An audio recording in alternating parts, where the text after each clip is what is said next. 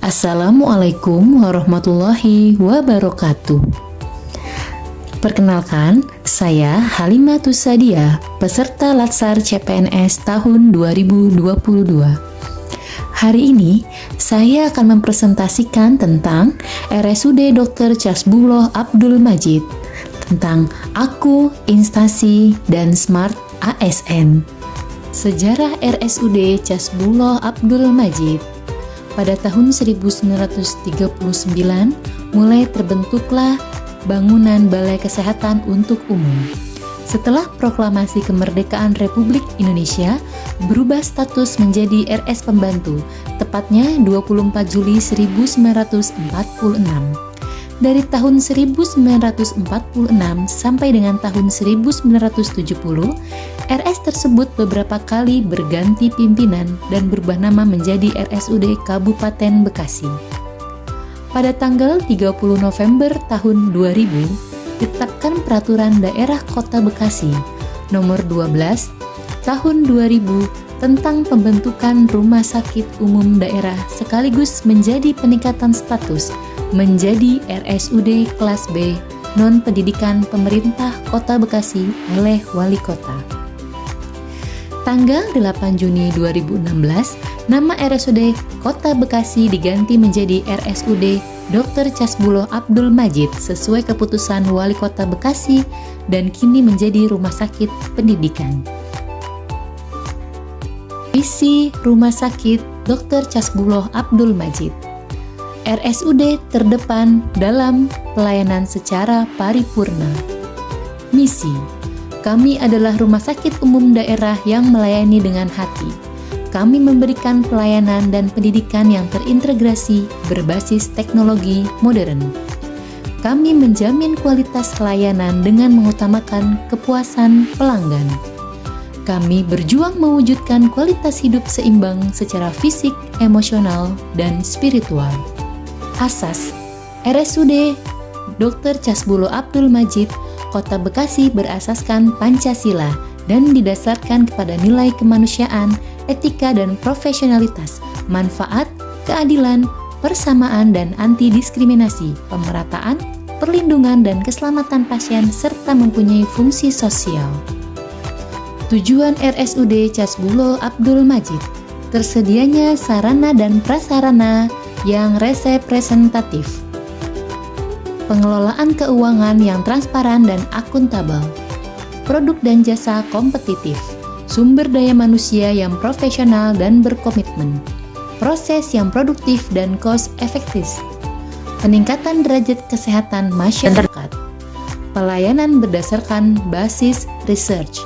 Moto: ramah, sigap, unggul, dipercaya, falsafah, menjunjung tinggi profesionalisme.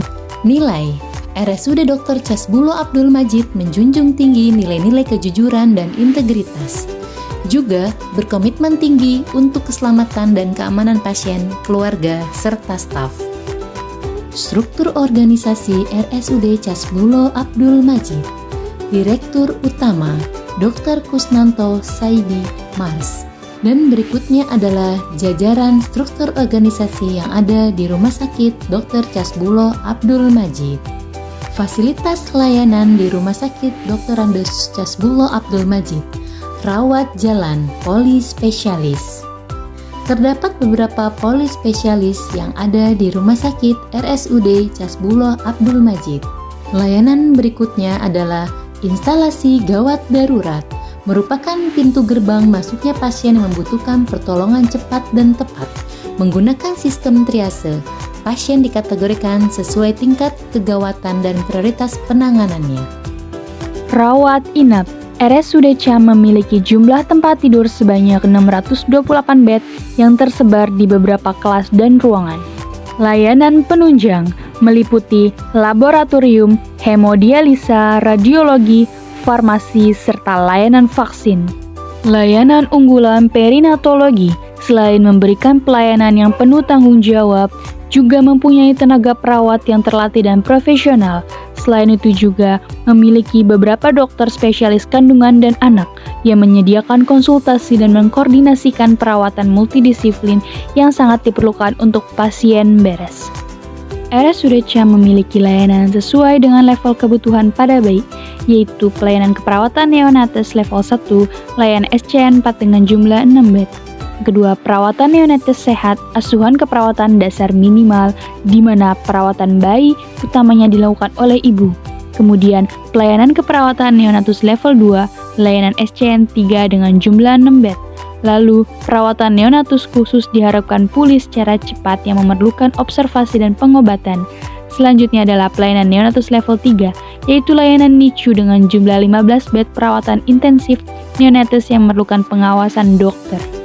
Tugas perawat Permenpan RB nomor 35 tahun 2019 melakukan kegiatan perawatan yang meliputi asuhan keperawatan dan pengelolaan keperawatan. Fungsi perawat adalah sebagai pemberi asuhan keperawatan, sebagai edukator, sebagai koordinator, sebagai advokat, sebagai kolaborator, dan sebagai agen pembaharu. Kemudian, berikut ini adalah layanan yang diberikan perawat terampil Permenpan RB nomor 35 tahun 2019. Standar pelayanan yang harus dicapai meliputi mutu pelayanan meningkat, kualitas meningkat dengan mengikuti kompetensi sesuai dengan keahlian, kepuasan terhadap pelayanan tinggi, serta memberikan pendidikan kesehatan. Selanjutnya adalah implementasi Smart ASN, meliputi integritas, profesionalisme, menguasai IT dan bahasa asing, serta berjiwa hospitality. Demikian pemaparan dari saya. Akhir kata, wassalamualaikum warahmatullahi wabarakatuh.